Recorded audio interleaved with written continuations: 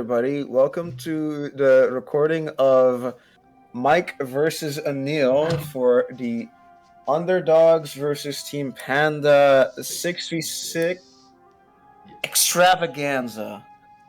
This is going to be a very good match. There are going to be a lot of interesting plays, and it's going to be like we've never seen it before. Exactly. Anyway, so as we see here, Anil starts off with tour guide, nice artwork, gets Ash immediately, and then goes into a prosperity for tree.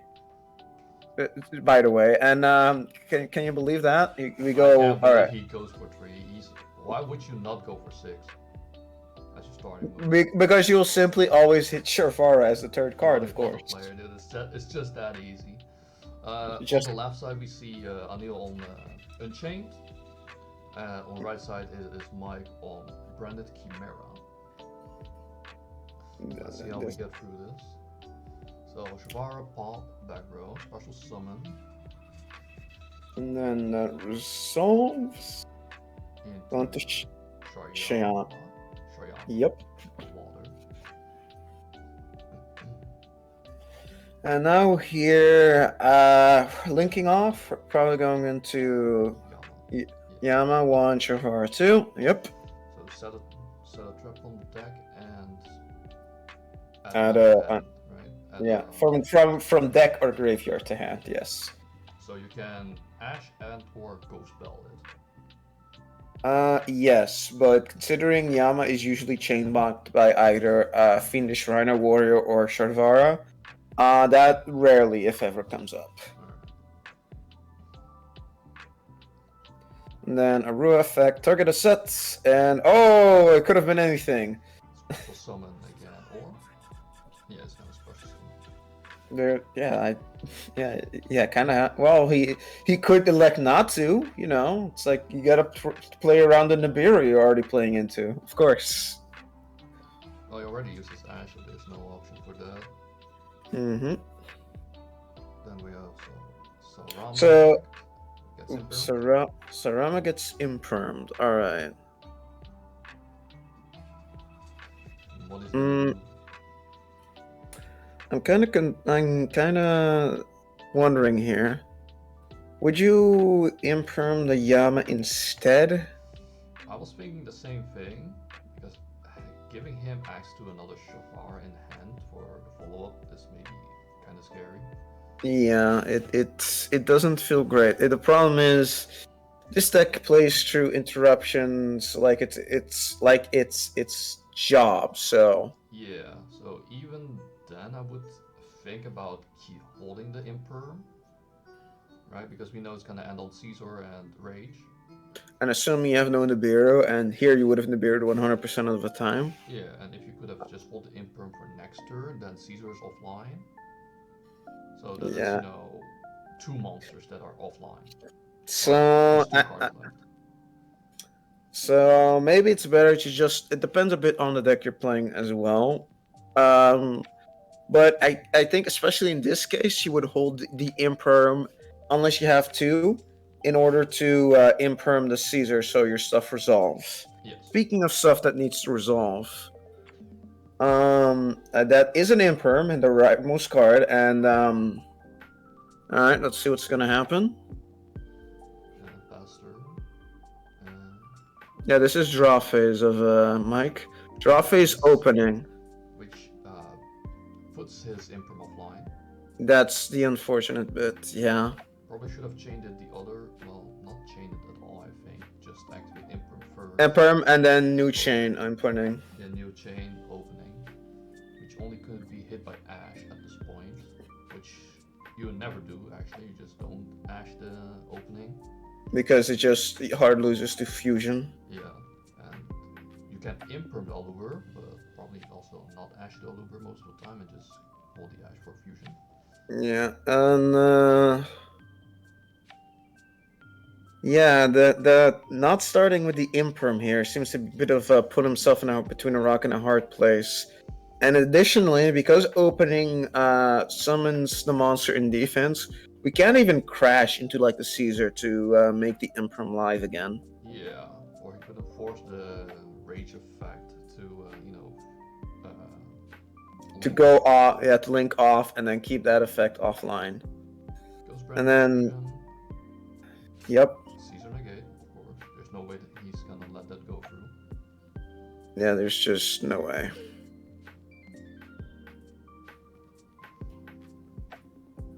And that goes to graveyard, and then what do we do?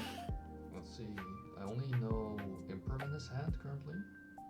Imperm and an other unknown. And an unknown. So, given this game, it looks pretty rough. It's just too much. Scoops. Yeah, Imperm, summon limits. Wait, was it summon limit in his? It was summon limit in his hand. Yeah. Very So, all right. Let's see what Mike's gonna start with. What's the opening, Random if you fusion, will? and he gives the opening side. Oh, that's what you like to see. Like random players everywhere. Yes, the deck is good. No, but don't. Still though, in Chimera variant especially, Yeah. not actually branded fusion was sometimes Is- the play because you want to stop the Rinbrum from adding Mirror Knight normal summon, and then ashing the Mirror Knight. That was like usually the bigger play, but with new cards or the different tag, you force yourself into Dragoon, which then means, oh yeah, you save your Ash for Mirror Swordsman. Well, you're never gonna resolve that. Yes, that's not gonna happen. That's the problem with fusion in this deck. You still want to ash it, even though you have a bigger ash target. Ironically enough. Here we go. But I mean, set 3 pass with an on negate on field is not bad. Special Fenrir effect. Fenrir is like no threat to Dragoon at all. It's true. So, and then taking off summon limit. Okay, activation is fine. Yeah, that's fine. Then we go this. Add Fenrir for Fenrir because for reasons beyond comprehension, Fenrir is not self-exclusionary, unlike 90% of all cards. Yeah, it's kind of silly. So Anil's kind of stuck at this place. He could try and force the summon limit out by swinging. He would lose his Fenrir though, but he still has a second Fenrir.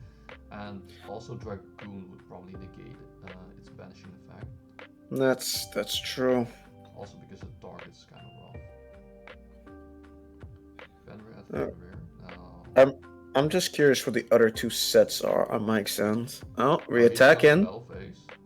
Fenrir effect, and then droplet. Okay. Yeah, we have to do this now. Yeah, he's thinking. Droplet. Send Alba. Oh, so no monster. Okay. Which means alright.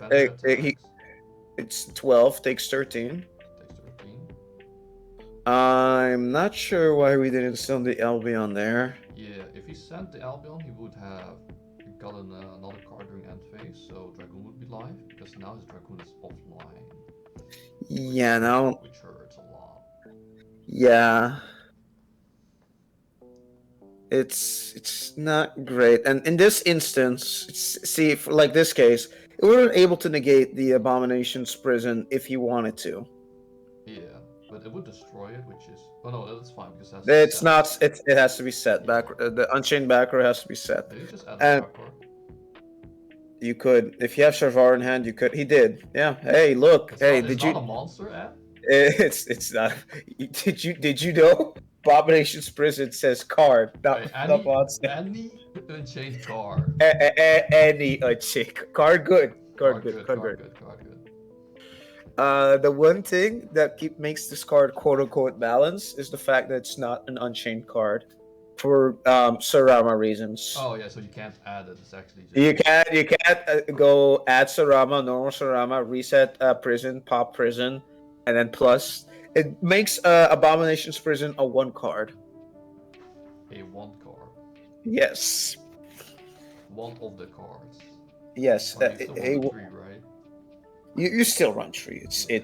it's free consistency. I don't think there's any reason to not play it. Yeah. It's like Sky Striker Engage, but without the Sky Striker in its name, so Ray cannot add it. Uh, you Or can't can you have you can't yeah of course no you can't engage off engage, so instead we printed trust to add engage off of trust to draw into talents to draw into engage instead, you know. Yeah. Okay, Balance. so Anil Balance. summoned his second Fender and then set a card. Yeah, he set and passed. We have a prison here. I'm not sure. No, not a prison. Oh. Escape and Wait, when oh, did this is it- main phase. This is main phase. Yeah, of Mike's main phase. Top. Maybe we should have been paying a bit more attention, Yeah. just a little bit. He could activate it right now to destroy Shavara, gain 1,000 attack, which Shavara would, set a trap and not summon a monster. Mm-hmm. No, wait, no. If he negates it, would have been the prison. And there we have it. Alright. Here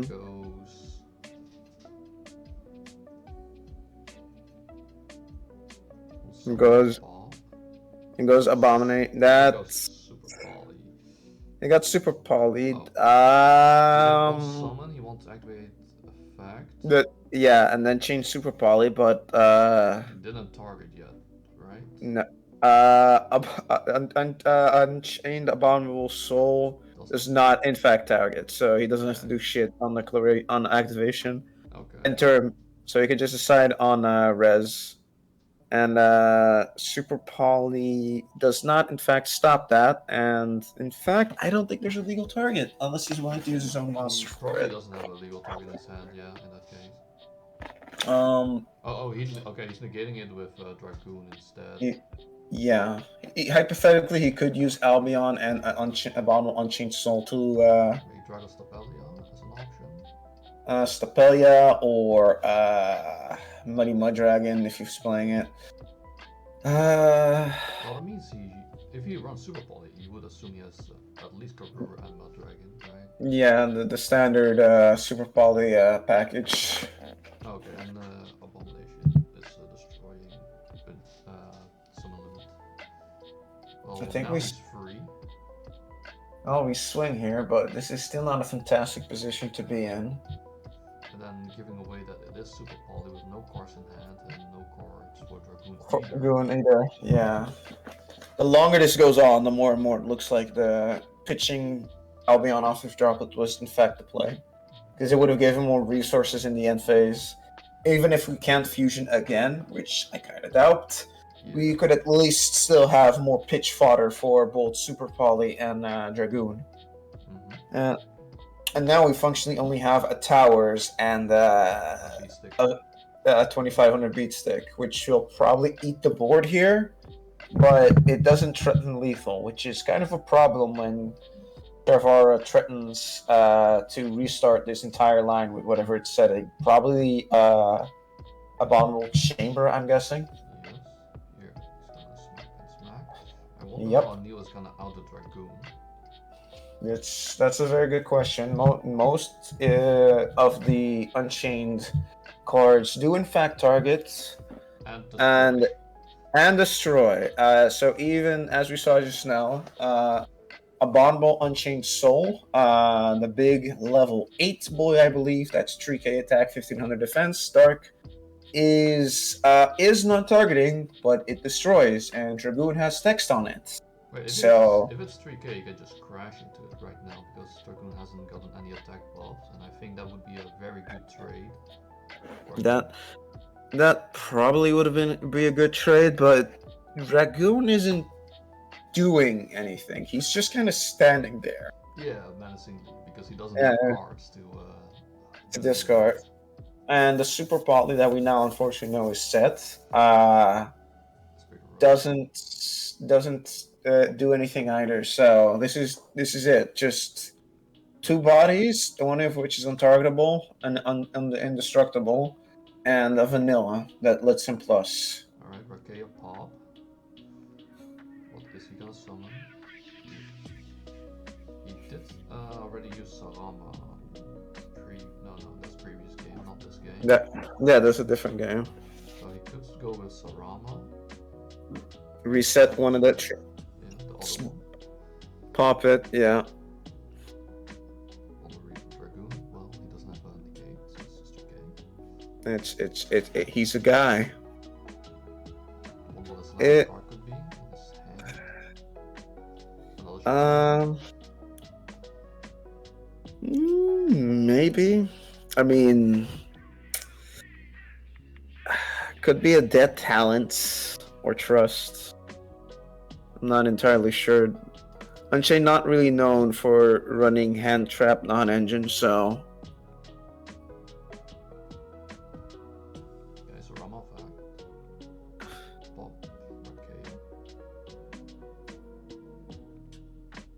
And then or we could reset a trap, pop the trap, and that triggers a trap, so. And then we just summon out another Sharvara. We'll do Sharvara with one of the other level trees, then go into Yama 1, Sharvara 2. If we still have trap targets. And then. Oh, he's gonna pop the Rakea effect. I'm assuming that's a set escape, or it might just be Sharvara fodder. Unchained. He is not gonna activate his effect. Maybe he's thinking on summon. This is before SP, so he could Yeah. even make SP, I think. No, Rakea Fiend blocks you if you use its effect. Yeah, so he still is on the unicorn if that's a possibility, but that targets. So. Still doesn't answer the problem with Dragoon. And go Yama effect. Then Yama. That's add a Unchained monster from deck or graveyard. So Sharvara. Then he can pop the back row, and then he can go summon another body. You could go summon. I don't know. You could go. He can go Caesar, swing over Albion, main phase. No wait, he cannot make Zeus because he's locked. He is in fact locked. Yes. So currently, no real easy way to get out of the 3K Dragoon. There are ways. I'm just not. Yeah. A fiend that outs Dragoon in the extra deck. Yes, and he has 3 bodies on the field right now. That equal to a link rating of 5. That's a very interesting link rating. I link 4 on the field on his side of the field. Yeah, but if there's another card that has text slot, there's go. He made the out. He made the out. White woman jump scare. Exactly, white woman jump scare. And he couldn't do anything because he doesn't have card in hand or the super poly. He was offline. That is really unfortunate. Yeah, the longer this goes on, the more the droplet pitch mattered a lot. Alright, so negating Albion and crush into it. End phase. And then in the end phase, Albion will trigger. But I'm not sure how much it will matter in the face of an Underworld Goddess. Oh, you forgot to trigger. Oh, no. It's he locked it, yeah. Which would have been Transfusion. Yeah, it's. Alright, so. Alright. Stand by main, an Ash, and a Fusion. So, thankfully, Fusion does not, in fact, get contested by the Underworld Goddess.